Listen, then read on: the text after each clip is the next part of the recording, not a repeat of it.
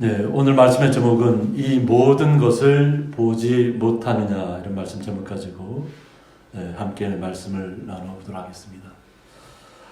요즘 시대가 급변하고 있죠. 급변하는 시대인데 변하지 않는 것은 있습니다.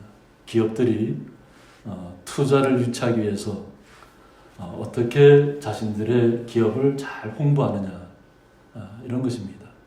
그래서 투자가 많이 들어와야만 자신들의 사업을 목적에 맞게 잘 사용할 수 있는데 우리 성도님들이 아마 뉴스를 통해서 아마 이렇게 들으셨을 줄 믿습니다. 니콜라라는 수소로 가는 트럭입니다. 사람들이 여기에 다 믿었다고 합니다. 그래서 트레버 밀턴이라는 분이 이거 회사를 창립을 했는데 모든 사람이 수소로 가는 차 얼마나 좋아요.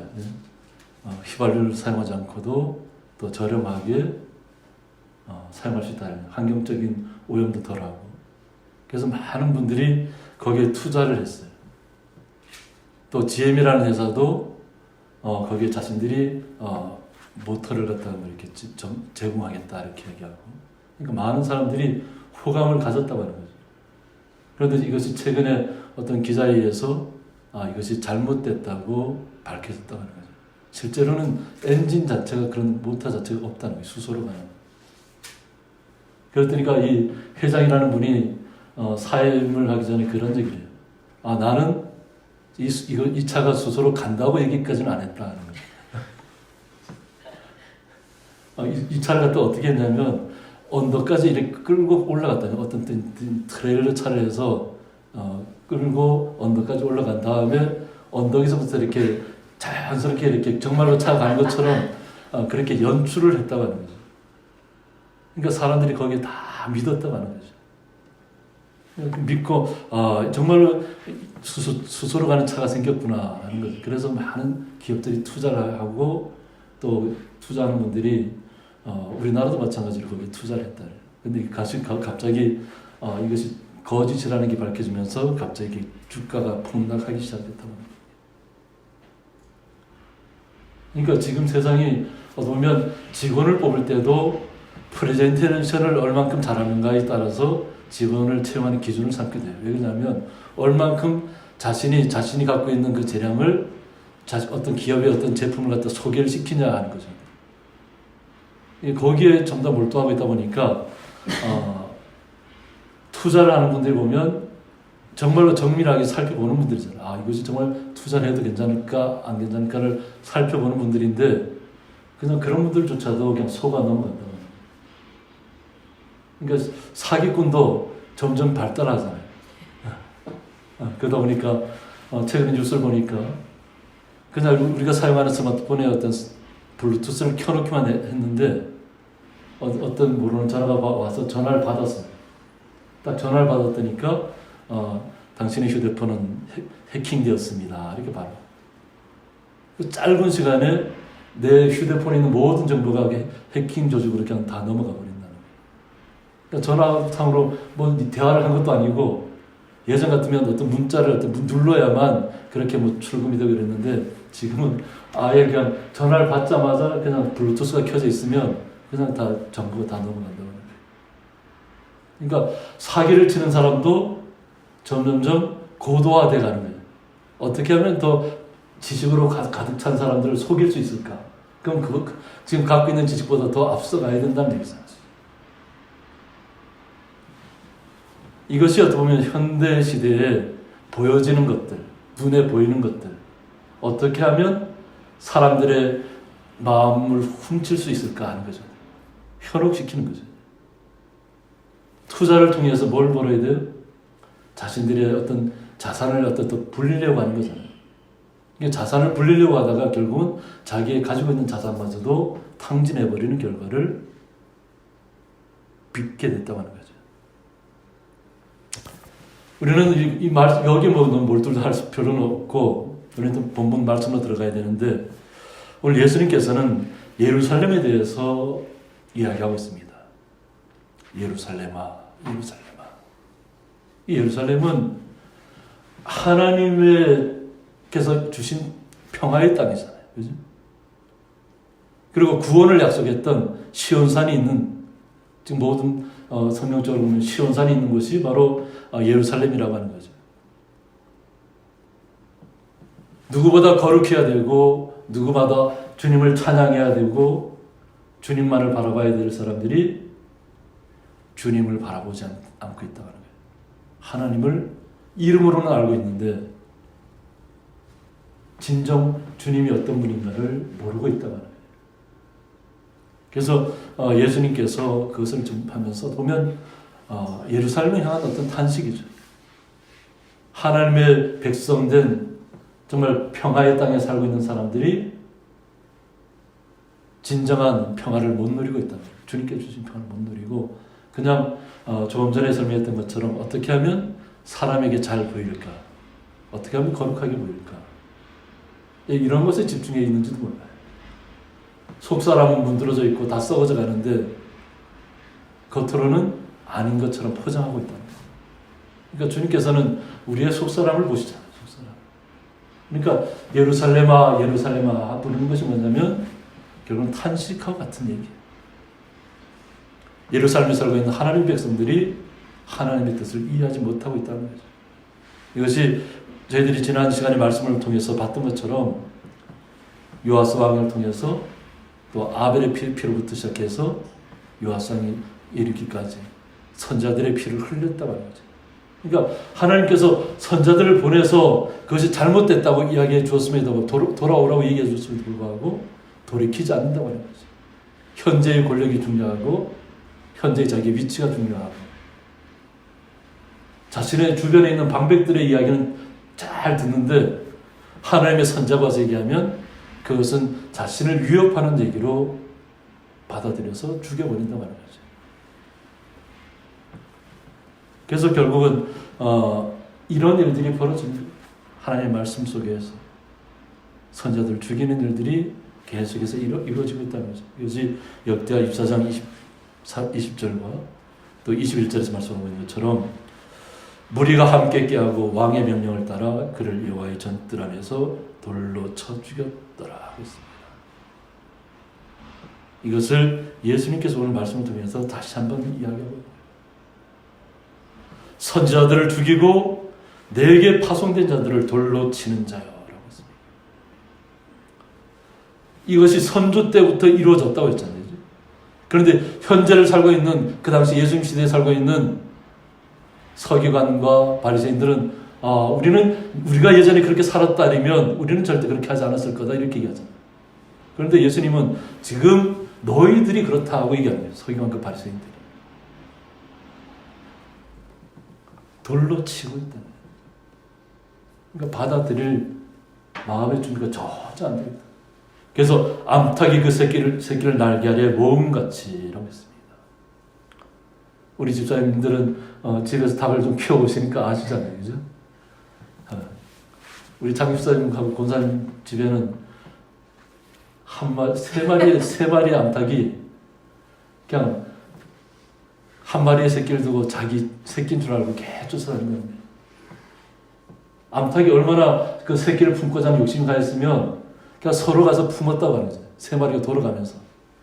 그래서 그 새끼가 구하고 나니까 다 자기가 어미라고 그 새끼 주변에 와서 계속 다닌다. 그러니까 암탉이 그만큼 이게 품잖아요. 알을 품다는 것이 정말 자기를 헌신하는 거예요. 자기 다 우리. 그래서 암탉이 그 새끼를 품었을 때는 먹질 않아요. 그냥 그 자리를 떠나지 않기 위해서 항상 따뜻하게 부화될 수 있도록 하기 위해서 있어야 되잖아요. 그러면 어떻게 보면 식음을 전폐하고 그 새끼를 갖다 부화시키는 그 과정까지 가기 위해서 그냥 계속 감싸고 있다고 하는 거죠. 이제 그 표현을 예수님께서 이렇게 하시는 거예요. 암탉이 그 새끼를 날개 아래 모음같이 내가 내 자녀를 모으려 한 일이 몇 번이더냐. 그러니까 오늘 이 말씀을 통해서 예수님께서 곧 하나님이라는 것을 이전부터 계속 얘기하고 있어요. 이전까지는 항상 나를 인자라고 표현하셨지만 지금 항상 주님께서는 이제는 내가 가까운 줄 아시고 이제는 내가 곧 하나님이라는 것을 나타내는 거죠. 여호와라는 것을. 예수님께서 내가 내 자녀를 모으려 한 일이 몇 번이더냐. 예수님께서 우리 그 당시에 보이는 분인데 요 태초로부터 있었던 그분이 자신이라고 얘기합니다. 그런데 너희가 원하지 않아요. 너희가 원하지 않아요. 그러니까 예수님께서 이 모든 것을 다 알고 있잖아요. 그러니까 주님이 아니면 알 수 없는 이야기예요. 주님께서 보내지 않았으면 하실 수 없는 이야기예요. 그 당시 그 이야기를 듣는 사람들은 이해하지 못하고 혼동스럽고 혼란스러웠겠지만 예수님은 내가 곧 이 태초에 창조할 때 같이 있었던 요 하나님이라고 이야기합니다. 그런데 많은 사람들이 예루살렘의 사람들이 원하지 않았다고 말합니다. 그래서 예수님께서 말씀을 통해서 예언을 하시는 거예요. 그래서 보라 너희 집이 황폐하여 버려진 바 되리라. 앞으로 황폐해질 것이다. 이 예루살렘. 이 예루살렘이라는 도시가 정말로 아름다운 도시라 그랬잖아요. 그죠? 지금 우리가 지금 현재 보고 있는 그것만 봐서는 안 되고 예전의 모습들을 보면 정말 화려해요. 우리 자료사진을 통해 보면. 근데 그 모습들은 지금 세월이 흘러가면서 거의 다 퇴색되어 버렸잖아요. 그런데 예수님께서 앞으로 이 예루살렘이 황폐될 것이다. 그리고 버려진 바 되리라. 결국은 누구 때문에? 서기관과 바리새인들, 주님을 받아들이지 않았다. 그들이 어떻게 보면 그 이야기를 자기들이 재촉한 거예요. 멸망당할 것을, 황폐해질 것을. 그래서 예수님께서 말씀하고 있습니다. 말씀하고 있으면서 우리가 주님을 찬양해야 되잖아요. 이제부터 너희는 찬송하리로다 하고 주님께서 말씀하셨어요. 이제부터 너희는 찬송하리로다. 예수님께서 예루살렘에 처음 입성할 때 예루살렘 성 안에 있는 모든 사람들이 어떻게 맞았어요? 그냥 호산나 하면서 그냥 주의 이름으로 오시는 이여 하고 방금 맞아들였잖아요. 그러니까 그때만 해도 주님의 능력이 나타나니까 막 호산나 부르면서 주님을 찬양했잖아요. 그랬던 그들이 결국은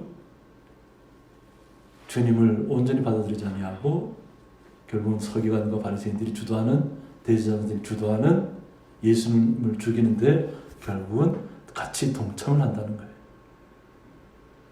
그런데 예수님께서는 앞으로 너희들이 내가 다시 오실 그날까지 주님을 찬송해야 된다. 찬송. 그러니까 하나님의 백성된 하나님의 거룩한 성도들은 주님을 찬양해야 된다. 찬송해야 된다. 주님이 오실 것을 고대하고 기대하면서 우리의 찬양이 그냥 이렇게 우리의 마음을 흡족하게 하는 그런 찬양으로 끝나는 것이 아니라 주님께서 오실 것을 기대하는 마음으로 주님을 찬양해야 된다. 우리 찬양합니다.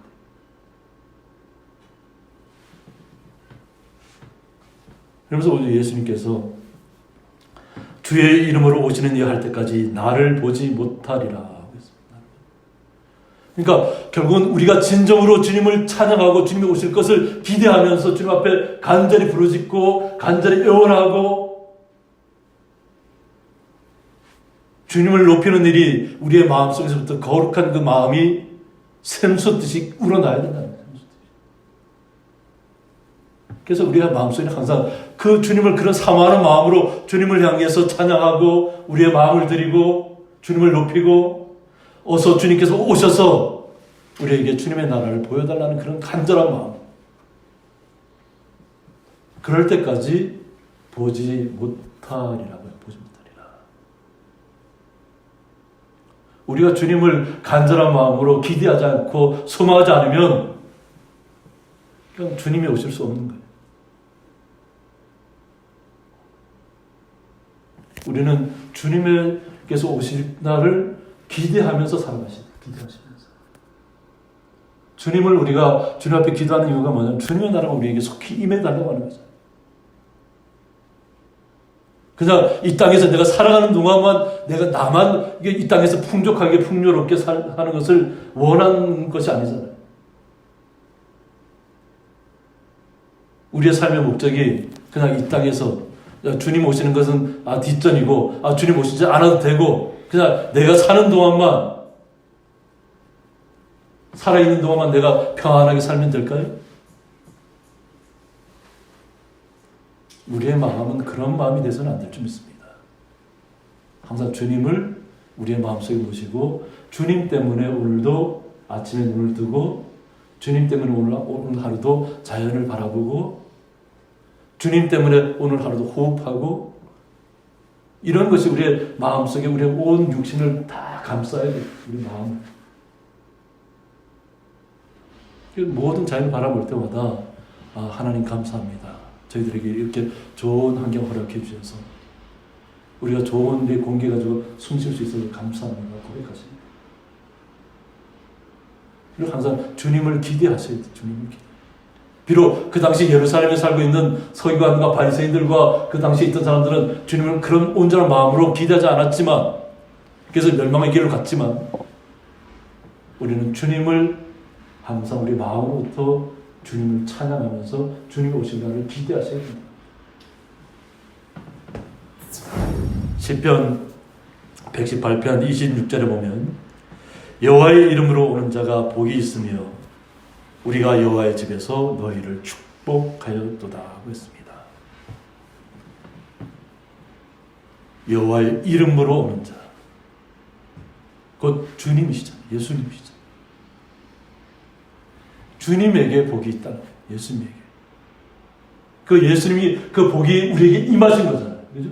우리가 주님을 영접했기 때문에. 그러니까 우리 성도님들이 어떻게 보면 거룩하기도 하지만 복되다고 하는 것을 잊으셔서는 안 돼요. 우리는 복에 대한 개념을 자꾸 이제 혼동하시면 안 돼요. 세상적인 부귀영화를 쌓는 것이 복이 아니에요. 그죠? 그래서 부가적인 거예요. 먼저는 주님이 우리와 함께 하시는 것이 가장 큰 복이에요. 주님의 은혜가 우리에게 임하는 겁니다. 여호와의 집에서 너희를 축복하였도다. 주님의 집에서 축복해 주셨다. 축복해 주셨다. 그래서 우리가 이 땅의 삶을 어떻게 누리셔야 되냐면 시편 119편 54절에 보면 내가 나그네 된 집에서 주의 율례들이 나의 노래가 되었나이다 하고 있습니다. 그러면 우리가 이 땅에서의 나그네 생활을 하고 있는 거잖아요. 이건 다윗의 고백처럼 다윗도 자신이 나그네 된 생활을 하고 있다는 거예요. 하나님의 자녀된 우리 성도님들도 마찬가지예요. 우리가 이 땅에 살아가는 삶이 나그네 된 삶이에요. 잠깐 왔다가 우리가 갈 곳은 목적지는 어디예요? 하나님의 나라예요. 그런데 이 나그네로 된 이 땅에서 집에서 살아가는 동안에 우리의 마음속에 뭐가 나타나야 돼요? 주의 말씀들이, 주의 율법들이, 주님께서 주신 모든 말씀의 그것이 우리에게 노래가 되어야 된다. 노래가 되어야 된다. 나의 노래가 된다. 다윗에게 나의 노래가 되었던 것처럼 우리 성도님도 마찬가지로 노래가 돼요. 주님께서 나의 노래가 돼요. 주님께서 주신 말씀들이. 164절에서는 주의 의로운 규례들로 말미암아 내가 하루 7번씩 주를 찬양하나이다 하고 있습니다. 하루 7번씩. 이 7이라는 점을 보면 우리가 항상 주님을 찬양한다는 의미로 받아들이시면 돼요. 우리가 살아있는 이 동안에 주님께서 우리에게 주신 놀라운 은혜, 그죠? 구속의 사랑, 주님께 주신 놀라운 은혜로 말미암아서 그 말씀들로 인해서 항상 주님을 찬양하는 자세로 우리의 삶이 나아가야 됩니다.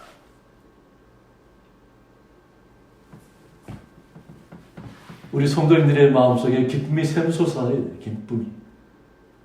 이 말씀이 나를 막 힘들고 어렵고 막 짓누르는 것이 아니라 이 말씀이 나를 살게 해줘야 돼요. 나를 살게 해야 돼요. 제가 좀 이렇게 말씀을 좀 이렇게 어렵게 표현한다고 해도 우리 성도님들 마음속에는 기쁨이 샘솟아요. 기쁨이 샘솟아요. 주님께서 원하시는 것은 이 말씀을 들을 때 그 말씀이 나를 짓누르는 것이 아니라 나의 마음속에서 막 주님을 향한 그 기쁨이 살아나야 돼. 살아나야 돼. 그리고 주님을 찬양해야 돼. 우리가 찬양하는 것이 그냥 뭐 억지로 막 끌려가듯이 막 그렇게 하는 것이 찬양인가요? 그건 찬양이 아니잖아요. 우리의 마음속에서 또 우러나는 것이 진정한 찬양이에요. 우리의 기도가 찬양이에요. 어떻게 보면 주님과 함께 들려지만 우리의 속사람의 마음이 주님을 감동시키셔야 돼요. 감동시키셔야 돼요. 그것이 찬양이에요. 그냥 우리가 항상 부르는 찬송가로만 이게 우리가 찬양한다. 그것이 아니에요. 우리가 이 찬송가를 부르는 것도 곡조 있는 찬양이라고 얘기하지만 우리의 몸과 마음을 들여서 나의 영혼 속에서 주님을 사모하는 마음, 주님 때문에 오늘도 기쁨으로 감당하고 어려운 일들을 잘 이겨내고 있다는 것을 주님 앞에 나타내야 되잖아요. 힘들다고 포기하는 게 아니라 나의 몸이 연약하다고 해서 주저앉는 것이 아니라 오직 주님만을 바라보는 거예요. 주님만을. 나는 비록 연약하지만 나는 비록 부족하지만 주님 때문에 오늘 하루도 기쁨으로 감당하겠다고 하는 고백이 있어요. 주님이 나를 살리실 것을 알아야 돼요. 주님께서 나를 영원한 나라로 이끈다는 것을 아셔야 된다는 거예요. 그냥 세상적인 것에 어떤 말씀을 해석하는 데만 주저하지 마시고 그냥 나의 마음이 기쁨으로 주님 앞에 상달될 수 있도록 우리의 마음의 변화가 와야 됩니다. 그런데 오늘 마태복음 24장 1절에서 보면 예수께서 성전에서 나와서 가실 때라고 했습니다. 그렇게 그런 말씀을 나누고 주님께서 다시 돌아갈 때 감난산을 통해서 주님께 나가실 때 제자들이 성전 건물들을 가리켜 보이려고 나와오니라고 했습니다. 그런데도 예수님의 제자들은 뭐가 더 크게 보여요? 예루살렘 성전이 더 크게 보였던 것 같아요. 그러니까 주님, 이 한번 예루살렘 성전을 한번 보시라는 거죠. 얼마나 멋있는가, 얼마나 화려한. 그러니까 그들은 어떻게 보면 아직도 미련이 남아있는 거죠. 주님께서 이 땅에 우리에게 메시아로 오셨다면 만약 예수님께서 메시아로 왔을 때 우리가 이곳에서 우리가 주님과 함께 이 영광을 누리겠습니다 하는 그런 의미일 수도 있어요. 그러니까 아직까지도 제자들은 깨닫지 못하는 거예요. 그러니까 눈에 보이는 것에 현혹되어 있다는 거예요. 그것이 눈에는 화려하게 보이지만 그 속은 썩어 문드러졌다는 것을 말씀을 통해서 이야기했음에도 불구하고 제자들은 아직도 겉에 보이는 것에 현혹되어 있다는 거예요. 그러니까 예수님께서 말씀으로 다시 한번 얘기해 주잖아요. 너희가 이 모든 것을 보지 못하느냐. 제자들은 화려한 성전만을 바라보고 있죠. 성전만을. 그런데 예수님께서는 이것이 뭐라고요? 이것은 다 무너질 것이라고. 다 무너질. 예수님의 제자들은 예수님의 어떤 메시아적인 그 구원을 통해서 자신들이 지금 이곳에서 현세적으로 모든 것을 다 누리는 그런 영광을 꿈꾸고 있다고 하는 거죠. 그런데 예수님께서는 이것이 너희들이 보는 이 모든 것이 다 무너질 것을 이야기하고 무너질 것. 내가 진실로 너희에게 이르노니 돌 하나도 돌 위에 남지 않고 다 무너뜨려지리라. 돌 하나도 돌 위에 남지 않고 다 무너뜨려지리라. 그러니까 예루살렘 성전 주변에 있는 사람들, 그것을 바라보는 사람들은 항상 이것이 영원토록 보존될 것만을 바라보고 있잖아요. 그런데 예수님의 예언대로 이 화려한 이 모든 예루살렘 성전들이 AD 70년에 다 멸망당하잖아요. 우리가 말씀을 통해서 계속 보는 것처럼 결국 무너졌잖아요. 말씀대로. 우리의 삶의 목표가 어디가 되면 좋을까요? 예루살렘 성전도 무너져 버렸어요. 오늘 시편 118편 8절에서는 여호와께 피하는 것이 사람을 신뢰하는 것보다 나으며라고 했습니다. 우리가 피할 곳은 여호와 하나님밖에 없어요. 사람을 신뢰하는 것보다 낫다고 해요. 우리의 신뢰하는 것이 사람이 되어서는 안 될 줄 믿습니다. 또 뭐라 그래요? 9절에서는 여호와께 피하는 것이 고관들을 신뢰하는 것보다 낫도다. 예루살렘을 다스리고 통치하는 그들을 의지하고 그들을 신뢰하는 것보다 여호와 하나님께 피하는 것이 낫다.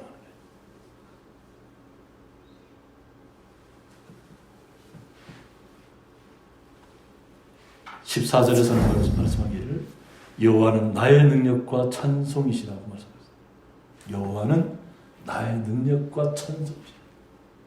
이 다윗의 고백이 우리 성도님들의 고백이 되어야 됩니다. 주님이 나의 능력이 되어야 돼요. 주님이. 그리고 주님이 나의 찬송이 되어야 돼요. 주님. 그리고 또 나의 구원이 되셨다.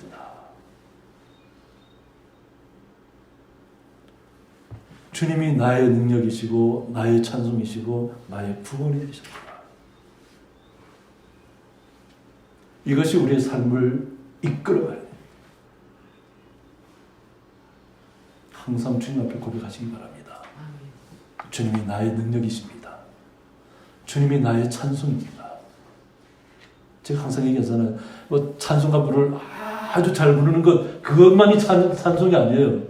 우리의 마음으로 주님을 온전히 신뢰하고 주님을 기쁘게 여기고 주님을 구원자로 모시고 날마다 우리 마음속에서 막 감동이 일어나는 그런 삶이 주님 앞에 찬송으로 나타나는 거예요.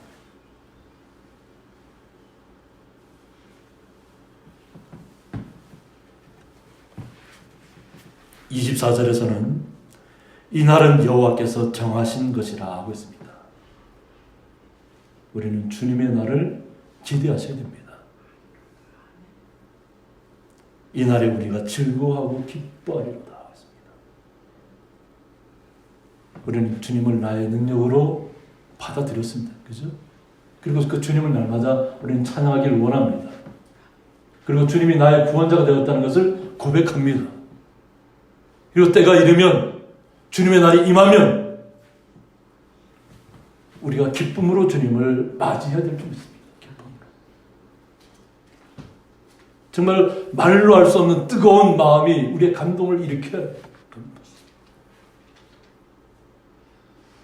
말로만 유창하게 하는 것이 아니라 그냥 말하지 않아도 내 마음속에서 그냥 주님 때문에 마음의 기쁨이 찾아오는 것, 마음의 감동이 일어나는 것. 주님의 말씀 때문에 내 옆에 있는 사람들을 또 한마디라도 더 사랑스러운 눈으로 바라보고 한 번이라도 더 위로의 말을 해주고 함께 주님의 나라를 소원하는 사람처럼 격려해주고 이끌어주고 서로 섬기려고 노력하고 이것이 우리의 마음속에서 계속 샘솟듯이 일어나야 돼요. 마음속에서 생수가 끊임없이 계속 흘러내려야 돼요. 우리의 마음속에 항상 주님을 기뻐하는 마음이 우리 삶 속에 넘쳐야 될 줄 믿습니다. 그래서 오늘 하루도 주님 때문에 오늘도 마음의 기쁨이 찾아오고 마음의 감동이 있고 그 마음에 감동받은 이 감동을 그냥 나의 삶 속에서 드러내셔야 됩니다. 표정 하나에서부터. 표정이 그냥 너무 엄숙하게 있으면 안 돼요. 좀 웃으시고 좀 환하게, 좀 밝게. 아무리 코로나 시대라 하더라도 우리가 좀 웃어야 되죠. 웃음을 잃어버린 세대가 되면 안 돼요. 주님 때문에 오늘도 감사합니다. 고백하는 주의 거룩한 성도님들 되시기를 주님의 이름으로 축원드립니다. 함께 기도하겠습니다. 이 모든 것을 보지 못하느냐라는 말씀을 통해서 다시 한번 왜 저희들이 주님을 찬양하며 주님의 나라를 소원하며 주님이 오실 것을 기대하며 기쁨으로 나아가야 되는지 다시 한번 말씀을 통해서 깨닫습니다. 저희들은 깨닫지 못하는 자가 아니라 비록 그 당시에 서기관과 바리새인들과 대제사장들은 이 말씀에 대해서 온전히 깨닫지 못하였다 할지라도 저희들은 세대를 건너뛰어서 온전히 주님을 영접하고 주님과 함께 날마다 동행하며 주님의 은혜를 나타낼 수 있도록 주님께서 주의 성도들을 거룩하게 하시고 은혜 가운데 거하게 하여 주옵소서. 예수님의 이름으로 기도드리옵나이다. 아멘.